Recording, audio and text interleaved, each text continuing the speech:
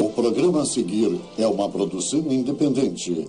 A Rádio Elite não se responsabiliza pelo seu conteúdo, mas acredita que as diferentes opiniões contribuem para uma sociedade mais democrática e igualitária.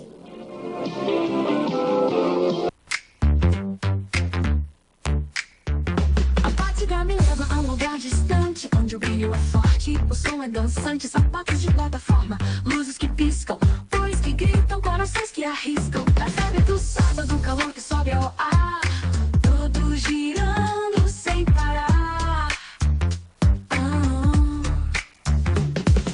Divas dançam como estrelas no céu. Divas, cada passo um carrossel. Divas brilham mais do que o sol ao nascer. Divas, Olá, boa noite. Está começando aqui pela Rede Elite de Comunicações mais um Divas, o podcast, onde aqui a voz feminina é protagonista e ecoa com propósito. Nós estamos ao vivo pelo www.elitv.com.br e pelo streaming Rádio Elite, Minha Rádio FM. Você também nos acompanha através das nossas rádios parceiras afiliadas: Master FM no Rio de Janeiro, Marconi FM no Rio Grande do Sul, Paineira FM no Rio Grande do Norte e Metrópole FM no Distrito Federal. Muito obrigada pela sua audiência e pelo seu carinho de sempre, e saiba que para nós você é sempre o nosso convidado. Muito obrigada pela sua sintonia. Hoje temos um tema muito legal, inclusive a minha convidada já está aqui ao meu lado. Nós vamos falar sobre a representatividade feminina nas artes e na educação com a Angélica Sena. Mas pode se apresentar, falar um pouquinho de você para os nossos telespectadores, para todos que estão nos acompanhando agora. Boa noite, eu sou a Anjinha, sou grafiteira, sou produtora cultural, sou pedagoga e para mim é uma honra receber esse convite. Na verdade, já tinha recebido esse convite há um tempo. Verdade. Mas nossas agendas nunca batiam e hoje eu consegui participar. É uma honra estar aqui com você. Eu que tenho que te agradecer imensamente, e saiba que toda a sua história, toda a sua trajetória e seu conhecimento também vai agregar muito no nosso podcast nesse episódio de hoje, pode ter certeza. E você que está nos acompanhando pode mandar os seus áudios através do nosso WhatsApp, que é o 11 994 39 68 97. Repetindo, 11 994 39 68 97. Anjinha, antes de começarmos o nosso bate-papo, eu gostaria que você compartilhasse um pouco sobre o tema de hoje que foi escolhido. O tema de hoje foi sobre representatividade nas artes e na educação. Para mim, as duas coisas sempre estiveram muito ligadas. Uma coisa levou a outra na minha vida. Através do grafite, eu comecei a trabalhar com educação, comecei a trabalhar com produção cultural. Então, uma coisa sempre esteve atrelada com a outra.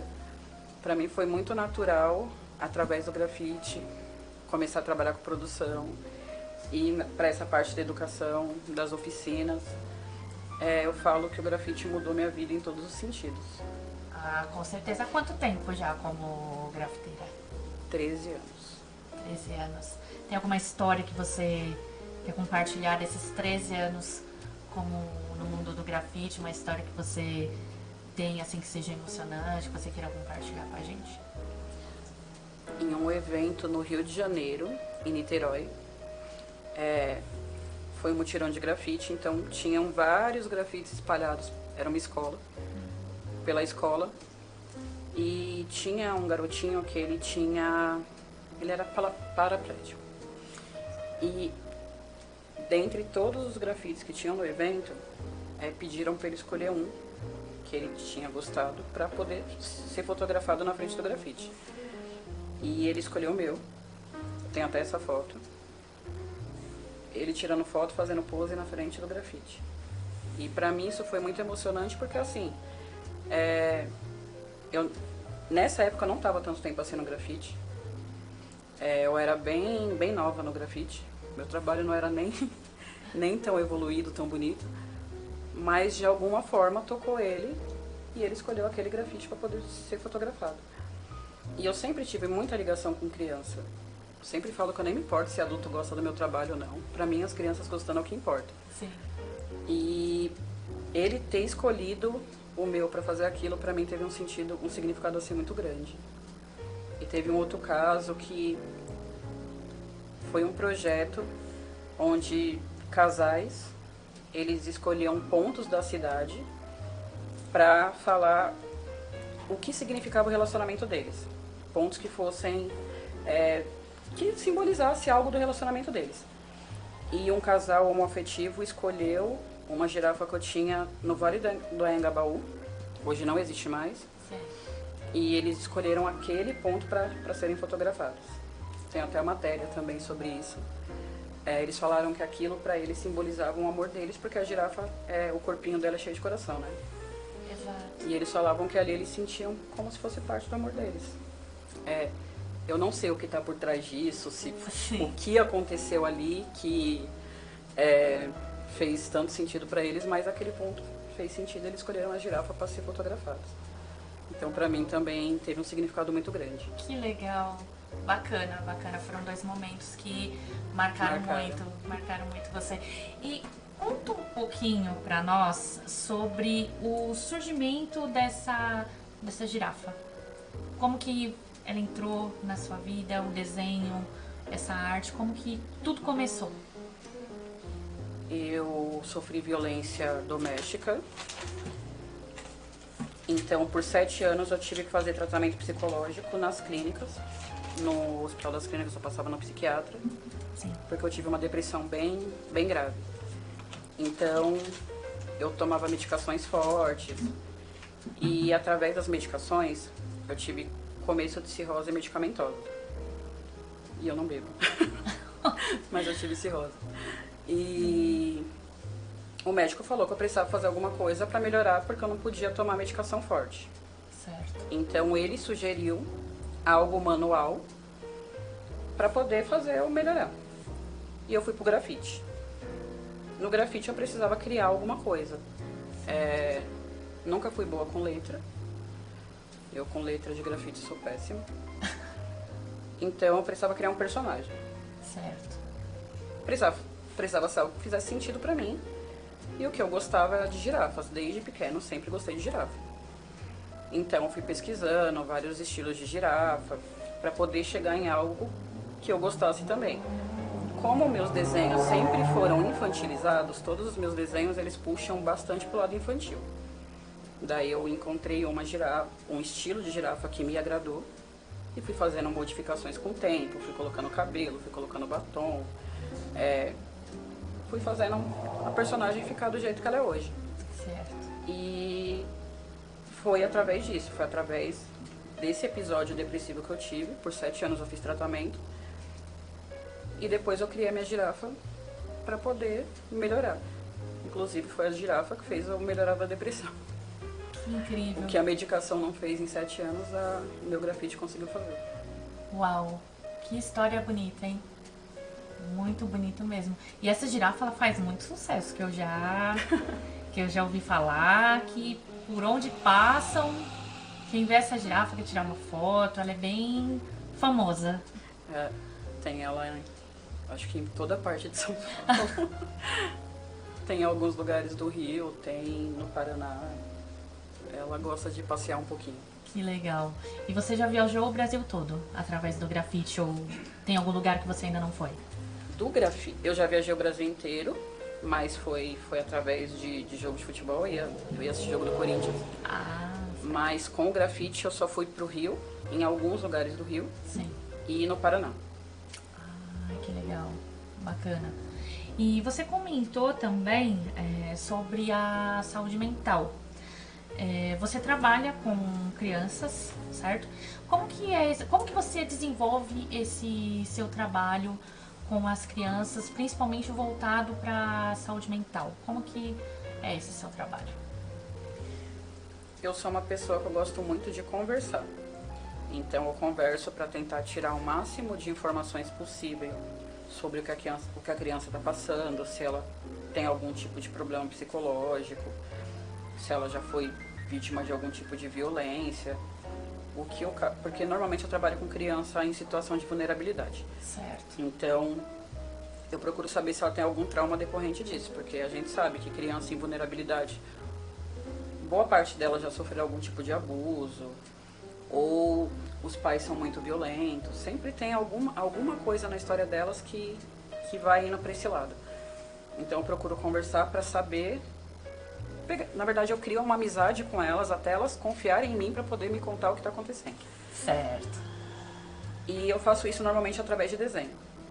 Ah, que legal. Então, eu trabalho a parte de artes, vou fazendo desenho, vamos fazer desenho, o que está acontecendo na sua vida, o que você gosta de fazer, para onde você sai, como que são seus pais. Então, eu vou puxando coisas com eles para fazer eles irem se soltar. Daí, através do desenho, sempre aparece alguma coisa. Que o desenho ele fala tudo, né? O desenho ele sempre fala. Depois disso, eu converso normalmente com a diretoria da escola. Isso no lugar onde eu trabalhava antes, né? Certo. Com a coordenadoria da escola, para decidir o que a gente faz. Porque são casos muito delicados. Bastante. Tem algum caso que você, de repente, você percebeu que não conseguiu reverter? Que foi mais difícil? Que você tentou de todas as formas ajudar, mas não conseguiu reverter esse caso? Teve algum que você se lembra? Não, porque assim, normalmente são casos que demoram anos para serem resolvidos. Para a gente poder fazer uma denúncia, para a gente poder fazer algum tipo de intervenção, precisa ter uma prova material muito forte. A gente não pode achar as coisas, chegar aí na delegacia e falar, não, está acontecendo isso. Certo. Tem que ter algum tipo de prova. Sim. Até porque a gente pode ser processado. Então, todos os casos, eles já vinham se arrastando há alguns anos. Quando eu entrei, alguns casos já vinham tendo algum tipo de desconfiança, mas não certeza. E as crianças acabaram falando para mim o que estava acontecendo. Sim. Quando eu saí, ainda estava sendo resolvido. Então, na verdade, assim, os casos, eles se arrastam. Eles se arrastam porque até ir para conselho tutelar, ir para delegacia, até para chegar no ponto de tirar a criança de dentro da casa para ir para algum abrigo, demora bastante, não é de uma hora para outra. De um dia para o outro. Precisa ter uma prova muito forte, muito, muito forte. Mesmo às vezes com prova muito forte, Sim. Os pais ainda conseguem reverter o caso e pegar a criança de volta. E você também comentou que é necessário também fazer um estudo sobre a vida dessa criança. A vida dessa criança que eu digo é estudar como os demais monitores, o acompanhamento dessa criança, a medicação dela, Sim. se é muito forte ou não. É necessário muito fazer esse acompanhamento. É muito importante. Eu acho que para você entender a pessoa que você está trabalhando, o seu aluno, quem quer que seja, você precisa entender como que era antes de você. Porque antes de você já tinha uma história. Então, assim, eu normalmente gosto de pesquisar todos os relatórios antigos da pessoa para poder entender o que ela passou. Se ela passou por algum tipo de, como eu falei, de abuso. Exato. Se é o caso só da deficiência que a pessoa tem ou do problema que a pessoa tem, seja qual for. E como que eu posso trabalhar com ela depois daquilo.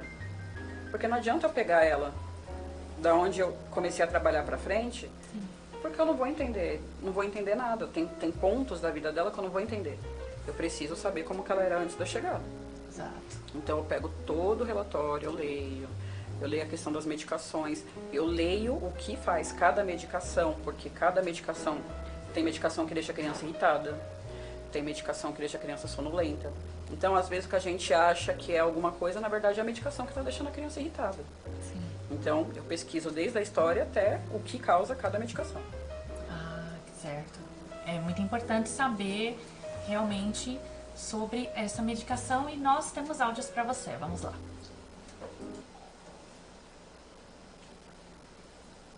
Angélica, beleza? Passando aqui para fazer uma pergunta para você aí. Qual é a importância do grafite na sua vida e o que ele já te proporcionou? E gostaria de saber também como surgiu, como foi a sua inspiração para nascer a personagem da girafa. É isso. Salve, Angélica, tudo bem? Então, é o Chuck, turma 44 aqui. Eu queria saber de que forma a representatividade feminina nas artes e na educação ela contribui para a contribuição, né, na realidade, uma construção assim, da sociedade, tipo uma sociedade igualitária, né? E também eu queria saber quais são os principais desafios de você ter enfrentado aí, no caso, o espaço das mulheres, né?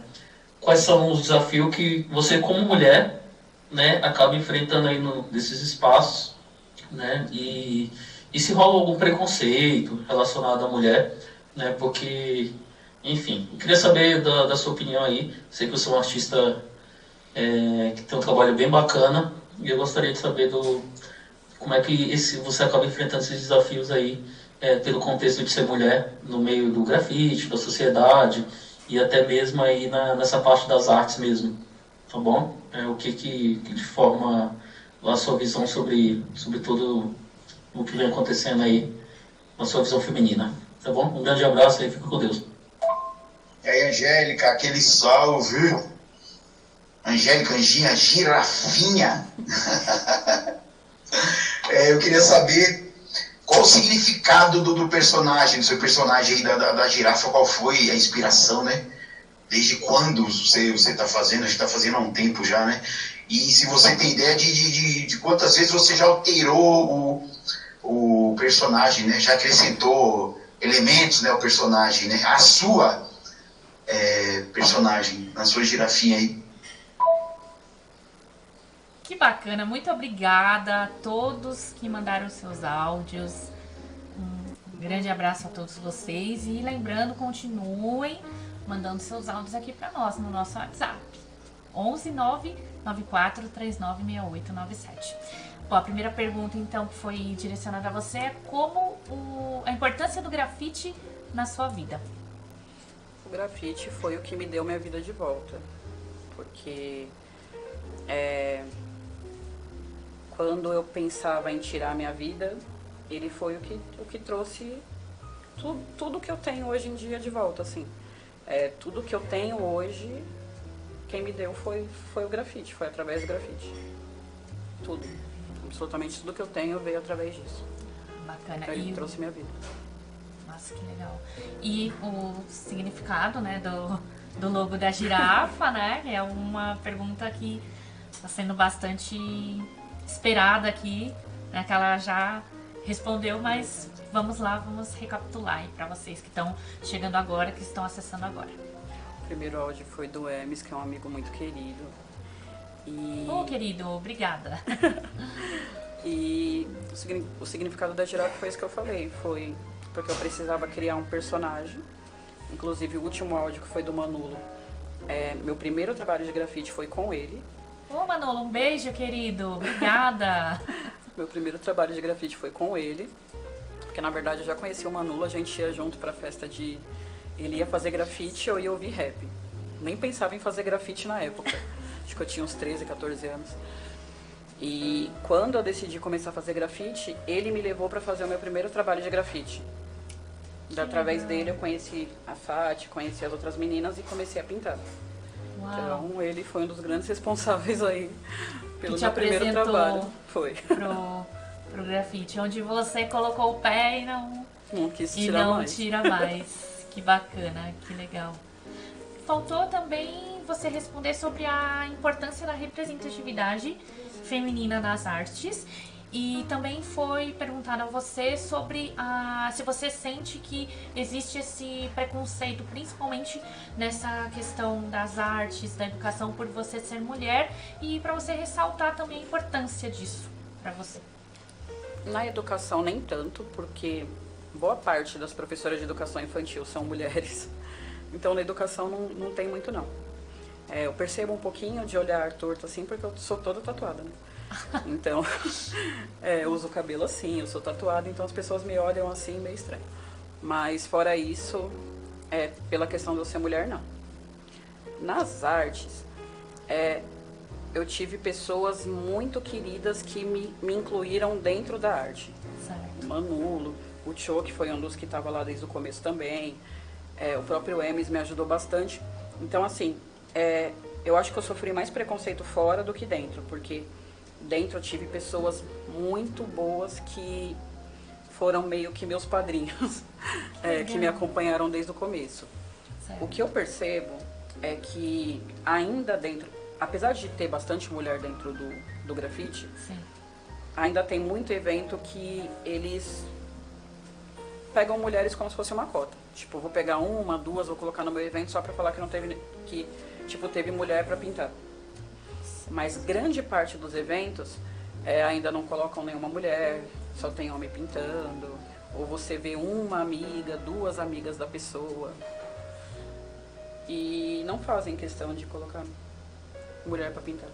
Daí, se é um evento só de mulheres, daí falam que a gente tá segregando e não quer colocar homem pra pintar junto. Mas eles podem. E você acredita que ainda falta mais estrutura, principalmente na questão da representatividade feminina nas artes? Você acredita que ainda está havendo poucos eventos, pouca estrutura ainda em relação às mulheres, que ainda precisa ser trabalhado mais? Eu acho que entre as mulheres, não. Entre as mulheres. As mulheres estão prestando bastante editais, estão fazendo bastante coletivos, então o corre feminino está sendo muito bom. Você vê evento feminino em vários lugares. Mas nessa questão de evento misto, eu acho que ainda falta um pouco de incluir mina nos eventos de grafite. Misto. Legal. Porque normalmente se as minas querem pintar, tem que ser elas por elas. Certo. Legal, bacana. E como que você sente que a representatividade feminina nas artes, ela está realmente transformando estruturas ou ela ainda está um pouco restrita? Tem que aparecer mais? Eu acho que sempre vai ter que aparecer mais, porque a quantidade de homens que pintam ainda é bem superior à de mulheres que pintam. Sim.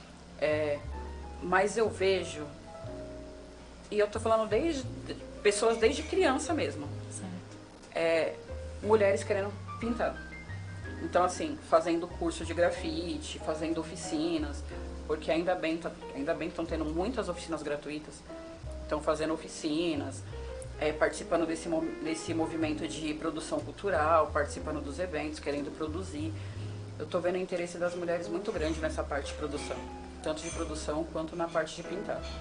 Então, eu acho de suma importância colocar essas pessoas dentro dos eventos. Se vê que é uma pessoa que sempre cola, chama ela para fazer alguma coisa dentro do evento, para ela saber como que é.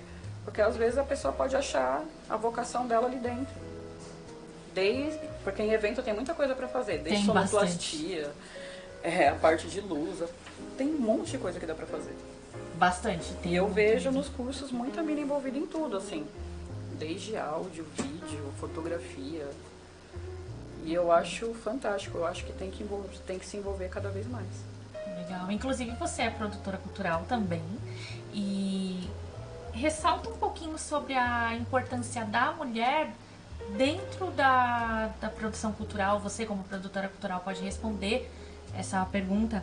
A importância da mulher como produtora cultural dentro das artes, enfim, dos eventos.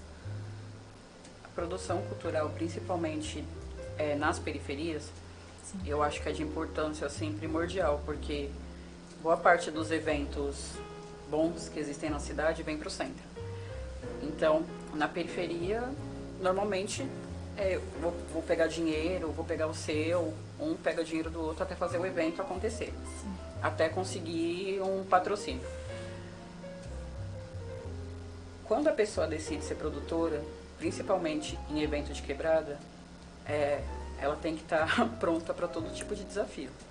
Eu, como mulher na produção cultural, eu já escutei xingo, eu já escutei todo tipo de coisa possível, porque eu não sou o tipo de pessoa que eu vejo algo errado acontecendo e fico quieta, fico parada, fico deixando acontecer.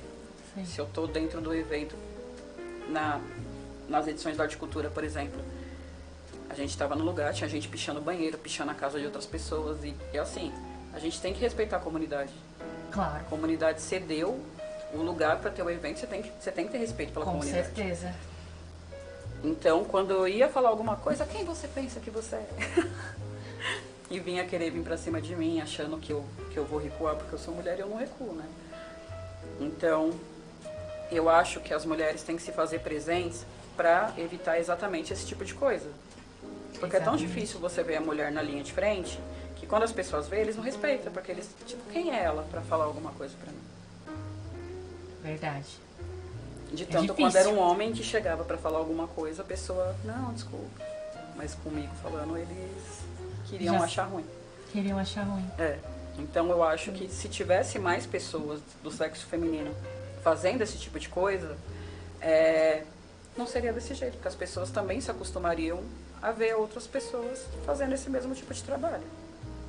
E como eu sempre costumo dizer, porque na verdade as pessoas de fora, elas enxergam, elas veem o evento ali, tudo estruturado, tudo organizado, mas não sabem como que é nos bastidores.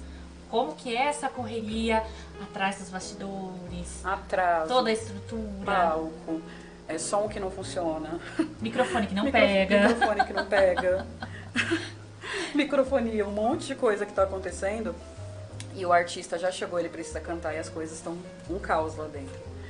As pessoas só vê depois no palco, tudo bonitinho, foto, tudo, mas não sabe a dor de cabeça que foi lá atrás. Exatamente. Não sabe que você chegou no evento 7, 8 horas da manhã e só vai sair do evento 2 horas da manhã.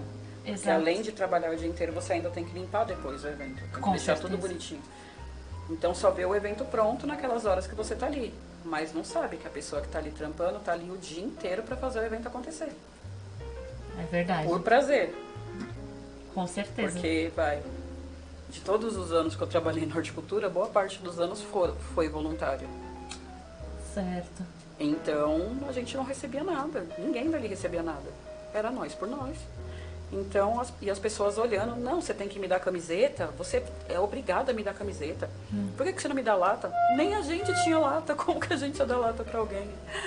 Então, era uma correria danada e ainda tinha reclamação. Eles ainda reclamavam. Sempre reclamam. Sempre reclamam, não Sempre. tem jeito. Não tem jeito. Como produtora cultural, ainda voltando nessa questão, qual o evento que mais te marcou? Eu acho que o último Arte Cultura, porque a gente organizou o último Arte Cultura junto com o Alemão. E, na verdade, não estava acontecendo a Arte Cultura desde a pandemia, presencialmente. Certo. E o Alemão sempre ficava para todo mundo, não, vamos fazer, vamos fazer. Ele que reunia todo mundo. Quando cada pessoa estava no seu lado fazendo o seu próprio corre, ele vinha, não vamos deixar isso morrer. Vamos fazer acontecer, vamos fazer acontecer. E teve uma reunião falando que ia acontecer o Arte Cultura, já estava tudo certo para acontecer. Sim. Ele foi pescar em alto mar. Quando ele saiu do barco, ele escorregou, bateu a cabeça e faleceu. No meio do processo da horticultura. E a gente chegou a pensar em não fazer o horticultura, porque não fazia sentido sem ele. Certo. Mas a família dele falou que, na verdade, ele foi enterrado com a blusa da horticultura. A família dele falou que a vida dele era a horticultura. Que tudo que ele falava, tudo que ele fazia era referente à horticultura. Então, não seria legal a gente deixar de fazer, porque, na verdade, aquilo era ele. Era a vida dele. Era a vida dele. Então, esse último horticultura, que não teve ele, foi muito desafiador, foi muito emocionante, assim. Eu acho que foi algo que todo mundo sentiu muito. E onde quer que ele esteja bem. e bem representada por nós. Inclusive eu estive na última edição do Arte Cultura e vi a imagem dele sendo feita através do grafite e foi bem legal, ele foi super homenageado e foi bonito. Foi lindo demais essa homenagem que fizeram para ele e foram muitos anos de arte e cultura. E a família dele teve presente, a mãe dele foi, a família dele foi, então foi algo assim que todo mundo que estava perto chorou. Foi bem emocionante. Nossa, que legal. Aproveitando, eu sei que você tem também o trabalho como fazendo os desenhos no rosto das crianças. Como que é esse seu trabalho com a criançada, fazendo esses desenhos? A criançada com certeza gosta muito, porque principalmente em eventos grandes, eventos abertos, sempre tem esses desenhos. Conta um pouquinho desse trabalho. Eu comecei a fazer pintura facial por conta dos eventos, na verdade. Sim. Inclusive, um dos que eu comecei a fazer foi no Arte Cultura na Quebrada. Então, eu comecei a fazer pintura facial para poder levar um pouco de desenho para as crianças em dia de evento. Então, até isso o grafite me proporcionou. Daí, depois dessa parte do voluntário, eu comecei a comprar material melhor, tinta importada, todo tipo de material que você imagina eu acabei comprando para fazer pintura e comecei a fazer isso de profissão. Então, eu trabalho também com festas, fazendo oficinas, fazendo criação.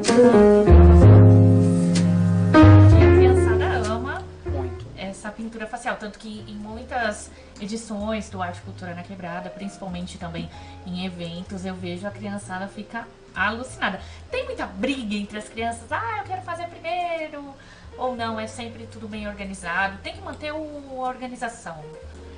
Tem essa questão de um querer passar na frente do outro. Sim. Ainda mais porque normalmente tem um limite de pessoas, porque eu não consigo fazer por muito tempo, porque dói as costas. Certo. Então, tem um limite de pessoas que eu consigo atender sozinha. Sim. Então, eu falo, até certo ponto eu consigo atender da fila. A fila eu atendo. Depois de tal pessoa não dá. Então, assim, quem chega depois eu normalmente não consigo fazer. Então, eu atendo umas 50 pessoas no evento. Às vezes um pouco mais. Então, assim, enquanto tem a fila que tem as vagas, tá tudo certo. Tá tudo bem? Quando começa a acabar, que daí começa a briga. Quando começa a acabar. Inclusive, eu lembro de um caso no Arte Cultura que eu não aguentava mais pintar, eu tava com muita dor nas costas. E a mãe de uma criança falou, por favor, pinta minha neta. Sim. A minha mãe veio de lado, assim, falou, Angélica, atende esse pedido. Depois eu te explico. Fui atendida. Daí minha mãe falou que essa criança tinha sofrido um acidente e ela era toda queimada. Eu não conseguia ver por aqui, né? Mas minha mãe falou que ela tinha muita queimadura no corpo. Caramba, que legal. E qual o desenho que elas mais pedem pra você fazer? Ou você tem alguma cartela com desenhos? Ou eles pedem pra você? Como que eu normalmente pergunto o que eles gostam. Mas menino normalmente é Homem-Aranha. E menina agora tá nessa onda do Stitch. Ou unicórnio. Unicórnio e Stitch ainda são as coisas que mais saem. Os desenhos que mais saem. Sim. Que legal, bacana. Antes era borboleta, daí agora é Stitch e unicórnio. Stitch e unicórnio. Que legal. E a criançada gosta mesmo do... Muito, muito. Que legal. Isso é bacana. E o que a representatividade feminina ela tem a nos ensinar sobre a cura coletiva e o pertencimento? Eu acho que ainda falta um pouco mais de união feminina. Porque eu vejo que os homens, quando eles querem fazer alguma coisa, eles se unem, vira praticamente uma irmandade ali. Verdade. Entre as mulheres não, entre as mulheres tem uma certa rivalidade. E às vezes uma rivalidade desnecessária. E na verdade, às vezes eu até tento entender o porquê. Porque eu sempre fui da seguinte opinião, que quando uma pessoa chega no topo, quanto mais pessoas ela carrega junto com ela, mais oportunidades surgem. Sim. Então, eu procuro entender, às vezes, alguma coisa. Então, eu acho que quando as mulheres decidem se reunir, fazer as coisas, tudo começa a fluir. Sim. Eu acho que se todas se juntassem para fazer as coisas acontecer, essa cura coletiva aconteceria de uma forma mais organizada. Mais organizada. E vamos aos áudios.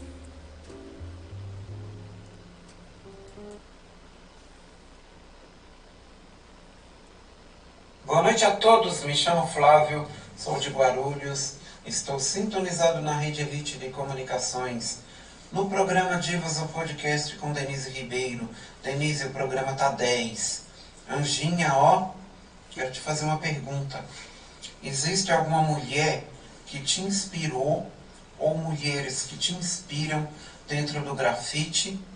E a segunda pergunta é, aceita o desafio grafitar a sua girafa no muro lá de casa? E aí, topa? Obrigada, Flávio, Leroy, Frequência Reg, presente aqui também no Divas Podcast. Então, alguma mulher que te inspirou, principalmente nessa questão das artes, do grafite, teve alguma que foi essa inspiração? Quando eu comecei, não. Quando eu comecei, na verdade, minha inspiração foi aquilo que eu falei, de tentar melhorar. Sim. Com o tempo, você começa a conhecer o trabalho de outras pessoas, você tem vivência com outras pessoas, daí sim, você passa a se inspirar em outras pessoas. Sim. A Fati é uma grande inspiração para mim. Desde o começo, de força, de maternidade, de tudo. A Kelly Reis é uma pessoa que eu admiro a arte dela demais, assim. Eu acho que é uma das pessoas que eu mais admiro a arte. Deixa eu ver. Agora foge questão de nome, gente. Tem a Suzue, que eu gosto muito dela também, do trabalho dela. Acho o trabalho dela fantástico. Tem... Ai, gente, eu não vou lembrar o nome de todo mundo agora. Mas são muitas. São muitas. Mas tem essas pessoas específicas assim que... Porque pra mim não é só a questão da arte, é a questão da pessoa no geral. Sim. Como essa pessoa é, como pessoa, se é uma pessoa acolhedora com as outras, se é uma pessoa que o trabalho dela valoriza outras pessoas junto. Então, assim, essas pessoas que eu citei são pessoas que eu sempre vejo querendo levar outras mulheres junto com elas. Nunca, apesar do trabalho já ser reconhecido, elas nunca querem estar sozinhas. Conforme elas crescem, outras pessoas crescem com ela, que é aquilo que eu te falei antes. Claro. Então, pra mim, não adianta só ter um trabalho bonito. Tem que ter um trabalho bonito e incluir outras pessoas junto com você. Levar outras pessoas junto. Porque a união faz a força. Exatamente. Quanto mais união, mais pessoas trabalhando juntas, tudo isso todo o trabalho tende a crescer, tende a evoluir.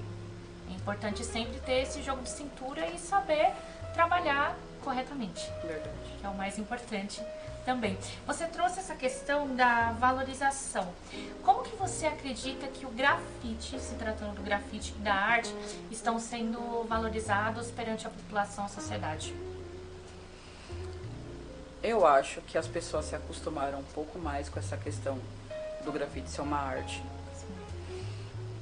Mas ao mesmo tempo, eu tô vendo em vários lugares prefeituras apagando porque algo ali eles não gostaram, assim. Tem um trabalho todo coletivo, mas algo dentro daquele trabalho coletivo eles não gostaram, então eles apagam tudo.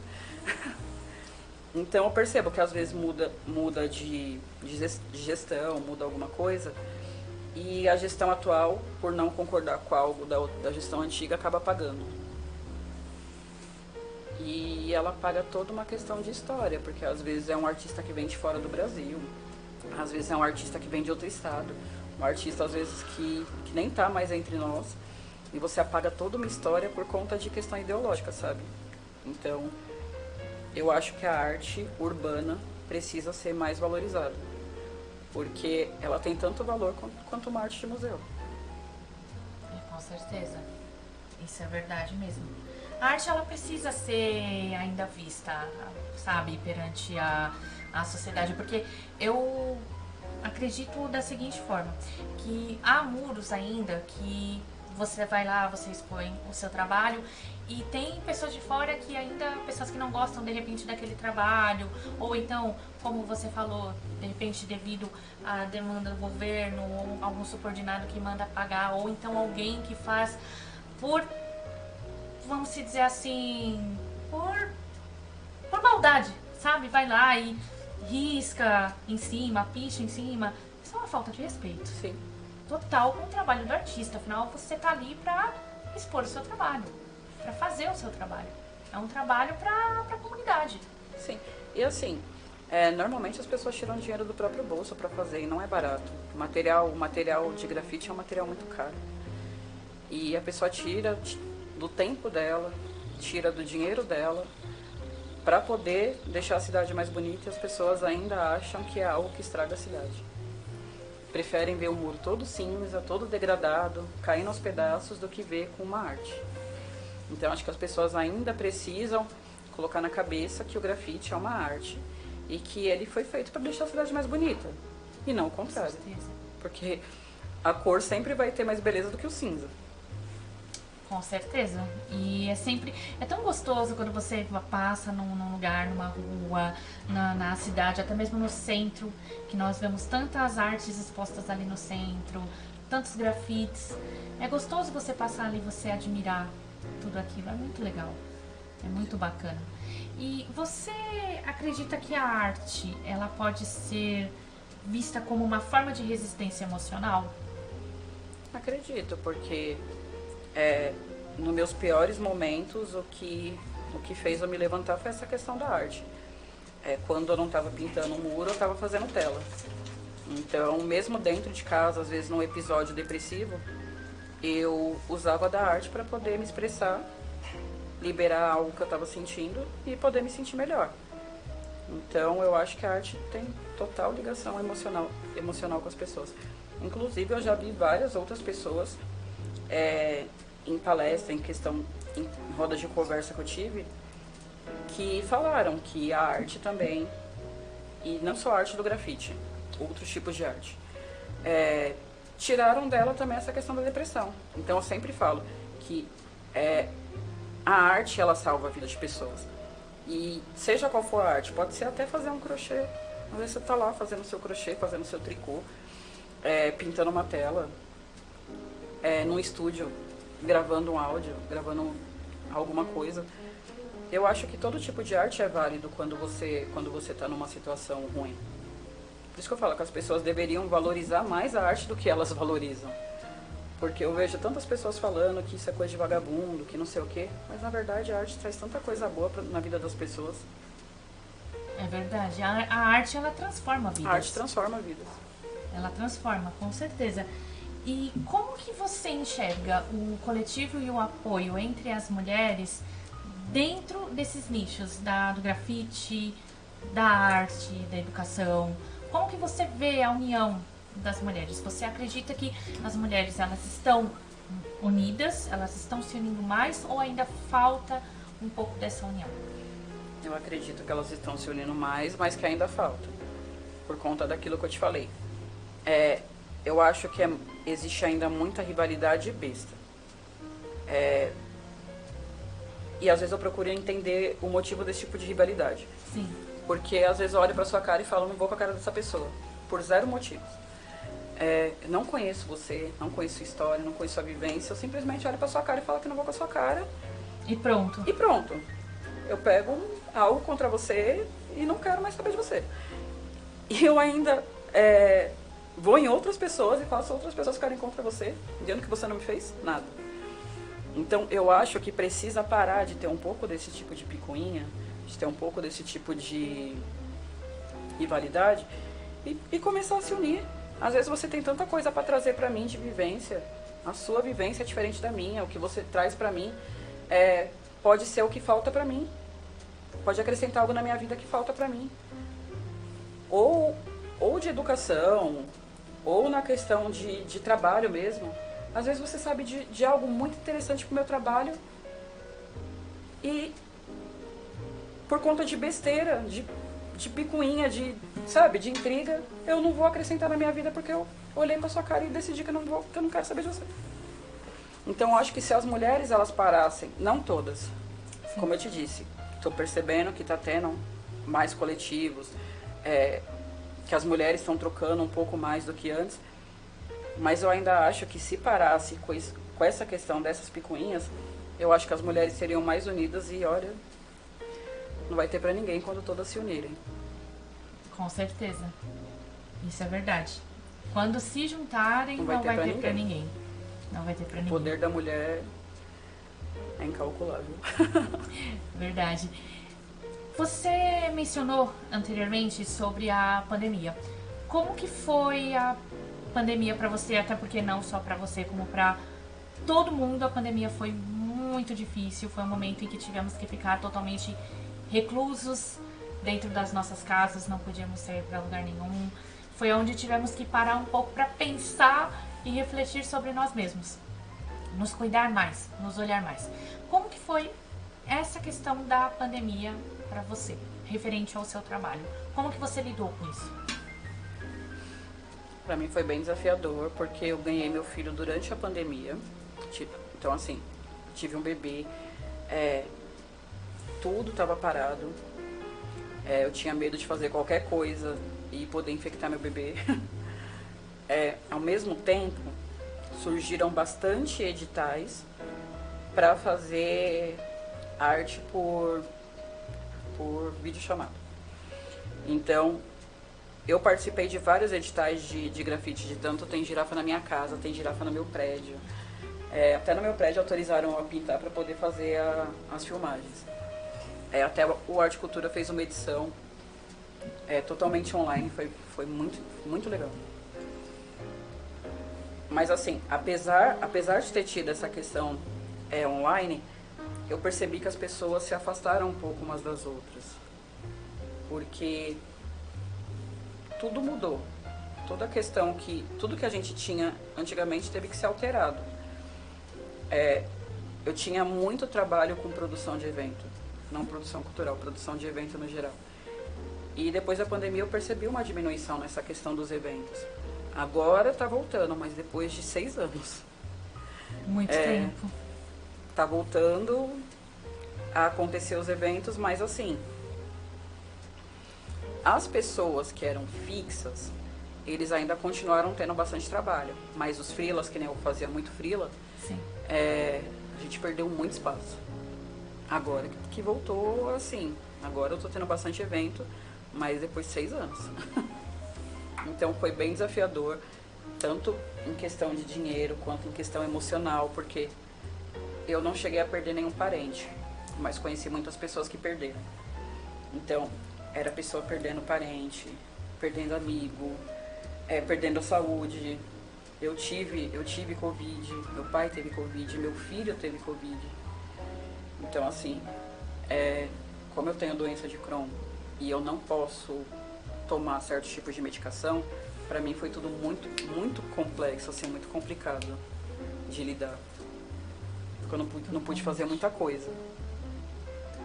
Não é fácil. Não é fácil. Se tratando também da questão da saúde mental e da educação, como que você acredita que a representatividade feminina ela atua dentro desses nichos? Como eu te disse, dentro dessa questão da educação infantil, ainda tem uma quantidade muito maior de professora do que de professor. Uma porque os pais ainda têm muito preconceito com professor atuando com criança pequena. Porque tem essa questão da troca, tem essa questão do cuidado e tem mulher que não gosta que homem fique perto de criança. Então, nessa parte ainda, para a mulher é muito mais fácil trabalhar com esse tipo de coisa, na educação infantil. Certo. No grafite é como eu te falei, ainda tem muita coisa a ser melhorada para as mulheres, principalmente em questão de incluir as mulheres nos eventos, incluir as mulheres na produção, incluir as mulheres nos coletivos. Mas eu percebo que tá caminhando. Aos poucos, mas tá Aos caminhando. poucos, mas tá caminhando. Mas eu acredito que se as mulheres tivessem um pouco mais de oportunidade, de chance, eu acredito que elas conseguiriam mostrar o potencial delas. Porque assim, às vezes num lugar que tem muito homem trabalhando junto, sempre falta alguma coisa. Sempre falta um toque que só a mulher tem. É verdade. Embora eles nunca vão aceitar isso. Sempre falta um toque feminino ali. Sim. Sempre falta. Isso com certeza. Isso com certeza. A participação feminina ela é importante. Fundamental. Ela é importante. Se você não trabalhasse com a arte, com o grafite, você se enxergaria trabalhando com outra coisa? De repente? Farmácia. Com farmácia? Eu sempre gostei dessa parte de medicação, de manipulação de medicamento, bulas de remédio, eu sempre gostei disso. Quando você chegou a estudar sobre isso? Cheguei a estudar, não consegui concluir porque como eu passei na ETEC e tal, passei na ETEC para fazer nutrição, fiz nutrição, depois passei para fazer farmácia. A farmácia era em horário integral, ou eu trabalhava ou estudava, daí eu tive que optar pelo trabalho. Mas eu ainda pretendo voltar a estudar sobre isso, é algo que eu ainda pretendo fazer antes de morrer. Ah, legal. Bacana. E o que a Anjinha de hoje diria pra Anjinha de 10 anos atrás? Para ela aguentar firme que as coisas que ela conquistaria depois de 10 anos valeriam a pena por todo o esforço que ela passou no passado. E você acredita que a Anjinha do passado, ela seria uma boa grafiteira? Trabalharia com arte também, educação? Eu acho que a Anjinha do passado, se ela não tivesse passado pelas coisas que ela passou, ela escolheria outro tipo de coisa. Eu acho que, apesar dos pesares, apesar de todas as coisas ruins que eu passei, elas foram fundamentais para fazer eu ser o que eu sou hoje. Com certeza. É por isso que eu falo, eu não levo as coisas que eu passei de ruim como algo totalmente ruim, porque o que eu passei eu não posso mudar. Posso mudar daqui pra frente. Com certeza. Então eu pego o que eu passei e faço de algo pra mim poder crescer como pessoa. Que é E eu cresci pra caramba. Ah, fora todo o aprendizado que você teve até agora. Sim. Nós estamos aprendendo todo dia. Diariamente. Todo dia nós aprendemos. Todo dia. Se você definisse a arte em uma única palavra, como você definiria? Vida. Vida. Bacana. Muito, muito bom mesmo. Muito legal.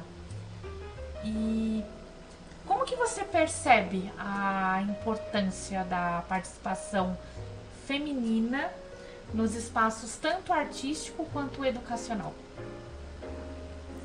É como eu te disse, a mulher ela sempre tem algo muito peculiar para trazer no ambiente onde ela transita.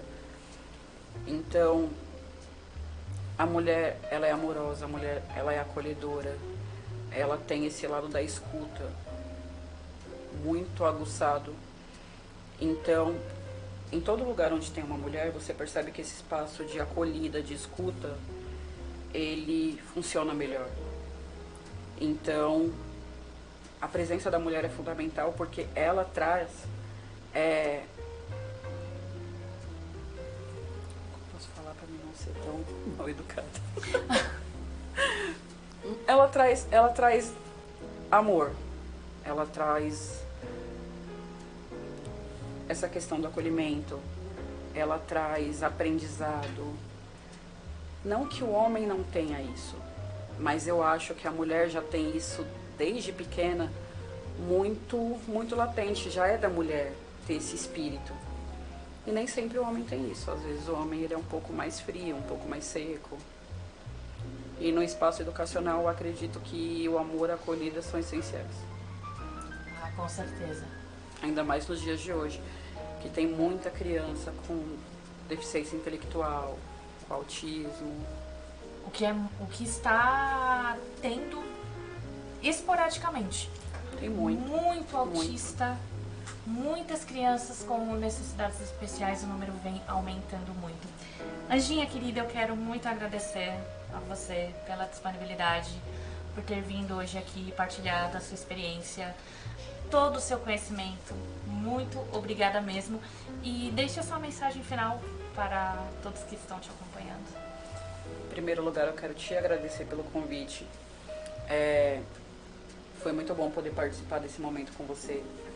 E segundo, agradecer as pessoas que mandaram mensagens, que tiraram um tempinho para poder escutar esse podcast. Todas as pessoas são pessoas que eu tenho total admiração.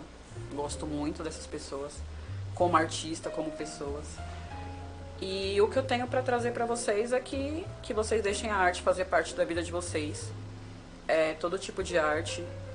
Caso vocês tenham algum tipo de problema emocional, de problema de depressão, a arte pode trazer muita coisa boa para sua vida. E nunca deixem de acreditar que a vida vale a pena. Bacana.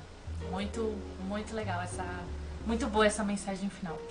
Eu quero muito agradecer a todos que mandaram seus áudios, a você que nos acompanhou até agora. Muito obrigada pelo seu carinho, pela sua sintonia, pela sua participação. Agradecer também a toda a equipe Rede Elite que sempre disponibiliza, abre as portas do seu podcast para que nós, do estúdio, para que possamos fazer e trazer o melhor do podcast até você. Obrigada ao Japa, que está na mesa de som. Muito obrigada por tudo, obrigada Cancan. E é isso.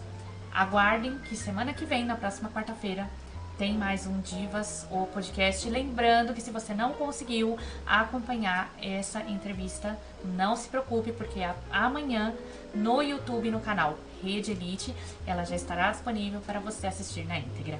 Muito obrigada e até a próxima quarta-feira. Tchau.